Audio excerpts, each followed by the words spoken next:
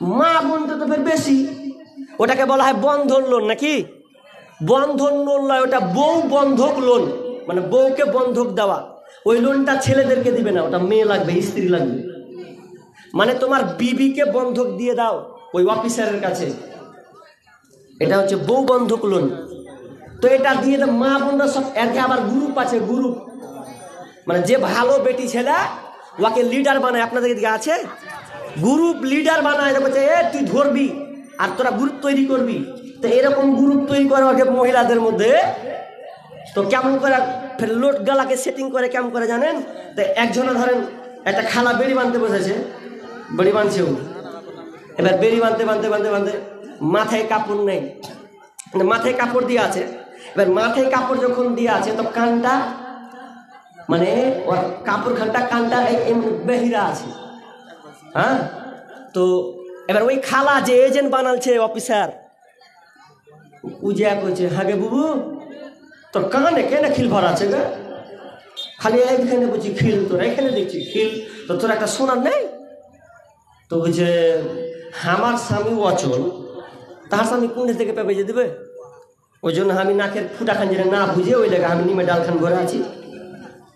তখন বলছে এই নিমের ডাল যে ভরেছ, নিমের ডাল যে ভরে আছো, তো নিমের যখন ডাল ভরে আছো তো একটা কাজ করবা। বলছে কি কাজ?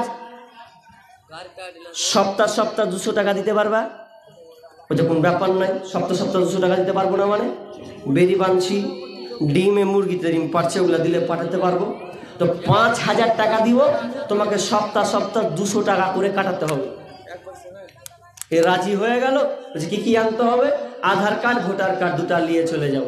এই যখন সোনার রিং বানিয়ে নিয়েছে, ছোট্ট করে একটা যখন বানিয়ে নিয়ে চলেছে, তখন তো একটু আবার ঢেকে ছিল, এখন আর ঢেকে নেই, একবারে কানের এক পাশ করে নিয়ে একদম বাম্পার করে বসে আছে। আর কইছে হাকে একবার কইয়া দেয় যে তুই রিং কুন্ডে পালি, তখন আমি কয়ে দেবো। বন্ধন লোনটা এমন ভাবে বাড়তে বাড়তে বাড়তে বাড়তে বাড়তে এমন বাড়লো যে বক্তা ওয়াজ করেই যায়, বলেই যায়, কিন্তু আজ পরিমাণ কমছে না, বাড়তেই চলেছে। সুদ কত খারাপ জিনিস। ছোট্ট একটা হাদিস বলছি, ভালো করে মাথায় নেন। বিশ্বনবী বলছেন আর রিবা সাবউনা হুবা আইশারুহা আইয়ানকাহার রাজুল উম্মা। আর রিবা সাবউনা হুবা আইশারুহা আইয়ানকাহার রাজুল উম্মা। বিশ্বনবী বলছেন কেউ যদি সুদের কারবার করে, সুদের 70টি শাখা আছে, সুদের 70টি শাখা আছে। এর মধ্যে সাধারণ হলো কেউ যদি সুদ খায়, কেউ যদি সুদ দেয়, সুদ নেয়, তাহলে কেউ যদি সুদ খায় গ্রহণ করে, তাহলে সে তার মায়ের সঙ্গে জিনা ব্যভিচার করল। এবার কথাটা অর্থ আপনি বুঝতে পারলেন না, এবার আপনাকে একটু ভেঙে বলবো, তো আপনি বলবেন এরকম বলতে হয়। বিষ্ণু কি বোঝাতে চাইলেন? আপনার গ্রামের একটা ছেলে, শান্তপুরের গ্রামের একটা ছেলে বলছে আমি বিয়ে করব। বিয়ে করার জন্যে এবার সে একটা মেয়ে প্রয়োজন, মেয়ে খুঁজতে চলে গেছে। মেয়ে খুঁজতে খুঁজতে খুঁজতে বলছে আর মেয়ে আমার দরকার নাই, আমার পছন্দ হয় না। যে কাকে বিয়ে করবি? তো ছেলে বলছে আমি আর কাউকে বিয়ে করব না, আমার ঘরে মেয়ে আছে, আমার নিজের মাকে আমি বিয়ে করব, আর মেয়ে দেখার দরকার নাই। আচ্ছা বলেন তো, ওই ছেলেটা যদি বলে আমি মাকে বিয়ে করব, তাহলে কোনো মানুষকে এটা মেনে নেবে? মেনে নেবে না। ওকে গ্রাম থেকে তাড়াবে বা ওর উপরে নির্যাতন চালাবে যে এই নেককার জন্য কাজ তুই কেমন করে করতে পারিস বল? এটা গ্রামের কেউ মেনে নিতে পারবে না। সে তেমনি ভাবে একটা মেয়ে যদি বলে আমি বিয়ে করতে চাই, আমার ছেলে দরকার আছে, আর ছেলে যখন দরকার আছে তো বলছে আমি ছেলে খুঁজতে যাব না, আমার দরকার নাই ছেলের, তো কি খুঁজতে হবে? তো আমার ছেলে যখনই দরকার আছে, আমার নিজের বাপটা আছে, আমি আমার বাপটাকে আমি বিয়ে করে নিব। আচ্ছা এটা শোনার পর যদি কোনো গ্রামের মানুষকে বসে থাকতে পারবে, এটা কেউ মেনে নিতে পারবে না। এত নির্লজ্জ বেহায়া, এত নোংরা কাজ কি করে করতে পারে, এটা পৃথিবীর কেউ কোনো মেনে নিতে পারবে না। সে আবার আল্লাহ সাল্লাম বলছেন কেউ যদি 1 টাকা সুদ খায়, কোন হাদিসে আছে 1 টাকা যদি কেউ সুদ খায়, তাহলে তার মায়ের সঙ্গে 36 বার জেনা করা সম পরিমাণ সে পাপ করল। তাহলে জেনা কত নিকৃষ্ট। জেনা থেকে আপনাকে বাঁচতে হবে। আপনি বলছেন গরিব যে কি করব, আপনার চাইতে সাহাবীরা সবচাইতে বেশি গরিব ছিল, তারাও সুদের কারবার করেছে। কিন্তু যখন আয়াত আল্লাহ নাজিল করে দিলেন যে আজ থেকে তোমাদের জন্য সুদকে হারাম করা হলো, সাহাবীরা সঙ্গে সঙ্গে ছেড়ে দিলেন যে আল্লাহ যখন নিষেধ করেছে তাহলে আমি আর এতে নাই, সে সঙ্গে সঙ্গে ছেড়ে দিল। কিন্তু আমরা কেমন ইমান পোকা লাগা মানুষ, আমরা ছাড়তে পারলাম না। তাহলে আপনি তার এই কাফের মুশরিক যে আয়াতটা পড়লাম, তো তাদের চাইতে আমরা কোয়ানা ভালো, এক আনাও ভালো নয়। এই সুদের কারবার হতে হতে সমাজে এমন ফিতনা হয়েছে, এই সুদের কারণে কারবার, অনেক লোক সুদ নেওয়ার পরে সুদ পরিশোধ না করতে পারায় গলায় ফাঁসি। এরকম খবর দেখেননি? গলায় ফাঁসি, অনেকে বিষ খেয়ে মরে গেছে। আমাদের জঙ্গিপুর ব্রিজে ঝাঁপ দিয়ে পড়লো, জান দিয়ে দিল, রাখবো না, পারি না শোধ করতে। কিছুদিন আগে একটা মেয়ে একটা 7 বছরে 8 বছরের বাচ্চাকে টিপে পুকুরে ডুবে মেরে দিল। তার কানে ছিল কি স্বর্ণ। তো কেন? তো ও লোন নিয়েছে, শোধ করতে পারে না বলে ওই বাচ্চাটাকে নিয়ে গলা টিপে মেরে দিয়ে কানের সোনাটাকে নিয়ে আপনার আপনার পুকুরে ডুবিয়ে দিল। কেন? তো লোন শোধ করতে পারে না এই জন্য। কারণ লোন যে নিকৃষ্ট, এটা লোন দিয়ে মানুষ বড়লোক হয় না, বরং বড়লোক কারা হয়?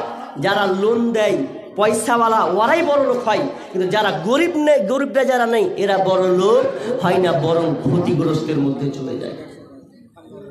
ছেলেরা লোন নিতে যায় তো ওকে বলে, এখন আজকাল এমন ফ্যাশন যুগ হয়েছে যে মেয়েরা লোন নিতে, ওটা ছেলেরা লাগবে না, মেয়েরা কি যেতে হবে? খাতা নিয়ে নিলে, বাম্পার করে বুবু সেজে নিলে, বাম্পার করে অন্য লয়া কাপড় দেখে চকন হয়ে যাবি, বলছে লোন দিতে যাব। তো ওর স্বামীকে বলছে, হাজি লেট হবে ঘুরতে, তো লেট হবে, তুমি অন্তত রান্নাটা করিও, কতক্ষণ আসবো কে জানি, এরকম বলে দিয়ে চলে যায়। বর্তমান যুগের হাওয়া চলছে উল্টো দিকে, বলতে গেলে মনে বাজে, বলবো কোন দিক থেকে। বর্তমান যুগের হাওয়া চলছে উল্টো দিকে, বলতে গেলে মনে বাজে, বলবো কোন দিক থেকে। স্ত্রী স্বামীকে বলে, ও গো সোহেল খান না, আমি গেলাম লোনের কিস্তি দিতে, তুমি করো রান্না।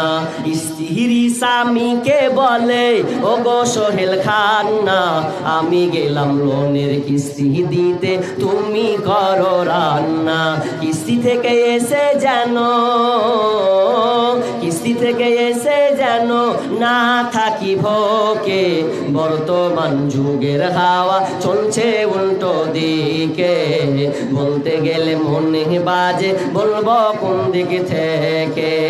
ভালো প্যান কেটে কুটে লাগাই জোড়া তালি, বউকে নেই না বাইকের পিছে তোলে মডার্ন শালি। বউকে আর ভাল লাগে না, বিবিকে আর ভাল লাগে না, তাই শালিকে নিয়ে ঘরে, বর্তমান যুগের হাওয়া চলছে উল্টো দিকে, বলতে গেলে মনে বাজে, বলবো কোন দিক থেকে। স্কুল কলেজের মাঠে দেখি দুইজন ছাত্র ছাত্রী, এমন করে ভাব করে যেন বিয়ের পাত্র পাত্রী। বিয়ে তো করে না এরা, প্রেমেতে মজেছে, বর্তমান যুগের হাওয়া চলছে উল্টো দিকে, বলতে গেলে মনে বাজে, বলবো কোন দিক থেকে। এখন আবার মা বোনকে দেখি চলছে উল্টা পাল্টা, স্বামীর সঙ্গে কয় না কথা, দুলা ভাইয়ের সঙ্গে কথা বলে ঘন্টার পর ঘন্টা। এখন আবার মা বোনকে দেখি চলছে উল্টা পাল্টা, স্বামীর সঙ্গে কয় না কথা, দেওর সঙ্গে কথা বলে ঘন্টার পর ঘন্টা। এ দৃশ্য দেখে আমার মাথা যায় গো ঘুরে, বর্তমান যুগের হাওয়া চলছে উল্টো দিকে, বলতে গেলে মনে বাজে, বলবো কোন দিক থেকে। বর্তমান যুগের হাওয়া চলছে উল্টো দিকে, বলতে গেলে মনে বাজে, বলবো কোন দিক থেকে। তাহলে সুদ কারবার আমাদেরকে ছেড়ে দিতে হবে।